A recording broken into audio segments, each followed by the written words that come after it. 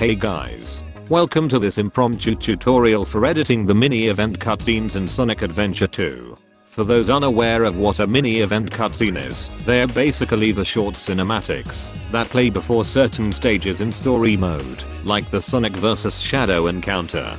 People that have developed or are developing custom models for this game have undoubtedly run into the problem of their character models glitching up and looking like this when the scenes are played. Through previous experimentation, I've managed to create certain mods that try to mask this oddity as much as possible, and with the advent of custom model imports coming to the end user level, I figured now was the time for me to share my methods to those willing to put in the legwork for the sake of consistency. Before starting, please note that this method will require usage of a hex editor or some way of byte swapping data within the files we are going to produce, as well as a lot of patience. Hopefully, this tutorial will be rendered obsolete soon, so the process won't require you to become notepad gods, but for now, this is my way of doing things. To start off, let me break down what's inside a mini event file. All of the relevant data we are going to be looking at is stored within files that start with the letters ME, followed by 4 numbers. These are found within the event folder of wherever your SA2 game data is located. Decompressing the data allows us to see the contents in greater detail. These files contain the characters' unique cutscene models as well as their animations and camera movements. Think of these as simplified versions of the main cutscene files. The beginning of the files contains useful information depending on what you would like to do. The first 4-byte segment is what I assume is an indicator of the characters present in the scene. I've only ever seen 7 values appear here, each corresponding to a character or combination of characters. The next several 4-byte segments are pointers to pointer arrays for the characters and the camera. The camera's array is first, followed by the pointers for Sonic, Shadow, Knuckles, Rouge, and Mech Eggman. The other blanks present in this section are most likely meant for MechTails and possibly the Super/Mechless characters, but since they don't ever appear in any of these scenes, the slots are intentionally left blank. Depending on the version of the game you want to mod, the base address is something you should familiarize yourself with before proceeding, as it will allow you to easily edit values later. Just subtract this number from a pointer value to land exactly where you want to go in the file. The pointers to the pointer arrays will take you all the way to the bottom of the file, where you'll see even more pointers. If you were looking to edit a character, well, yes, why else would you watch this video? The following structure is vital to understand, so you can save some time. With the exception of Mech Eggman, every character that's in these mini events will have at least 2 unique models that are used for the scene. If your mod involves Mech Eggman, this entire tutorial is irrelevant, as his mini events don't replace any models whatsoever. Sonic, Shadow, and Knuckles each have 4 models that are used, while Rouge only makes use of 2 due to how her player model was constructed. The first pointer in a character's array will point to the player model's animations, followed by the model, animation, shape motion data, in that order, for the head, mouth, left hand, and right hand, in that order. In other words, this controls the head, this controls the mouth, etc. Sonic, Shadow, and Knuckles make use of all 4, while Rouge only uses the head and mouth. Regardless, they will all have the same amount of spacing for their data, so Rouge will have a bunch of zeros after the mouth data, while Mech Eggman has much of the same.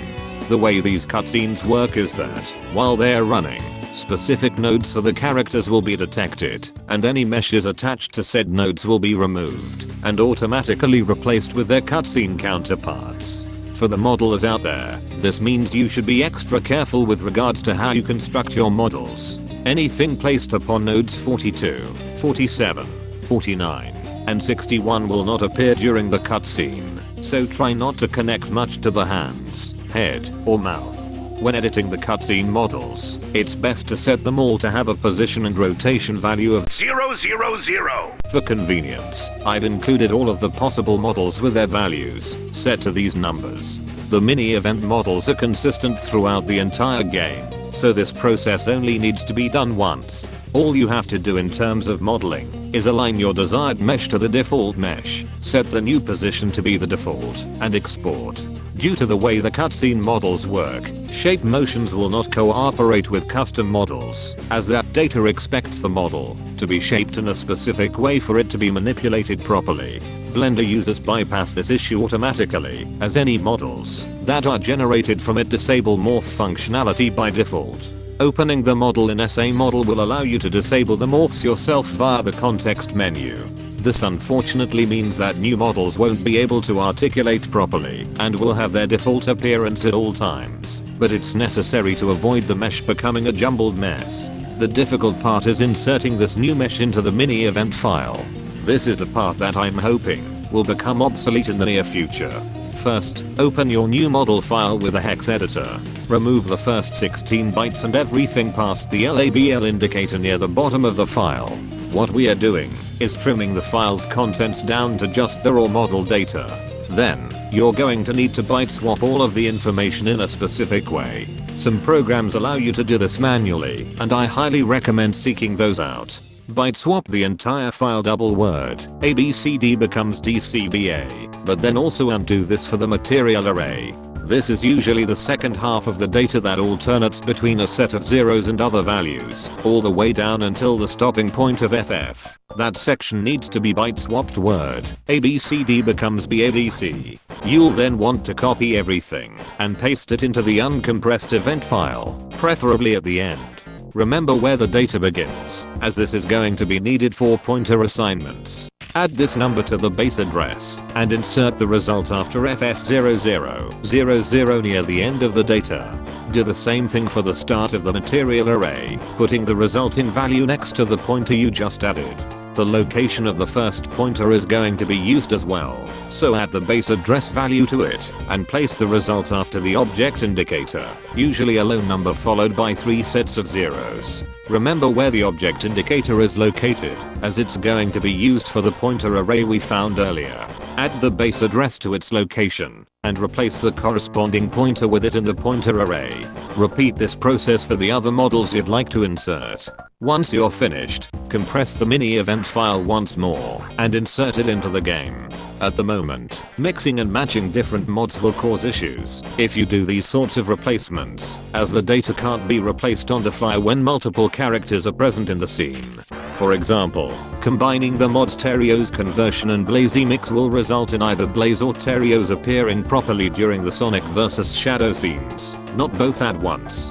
The only way to ensure both appear during the scene is to insert their unique models into the same file, which is something modelers understandably won't do, because of the sheer number of character combinations there could be. With that said, this is my method for inserting custom models into the mini event cutscenes. I hope I was as clear as possible when describing it all. Thank you for watching.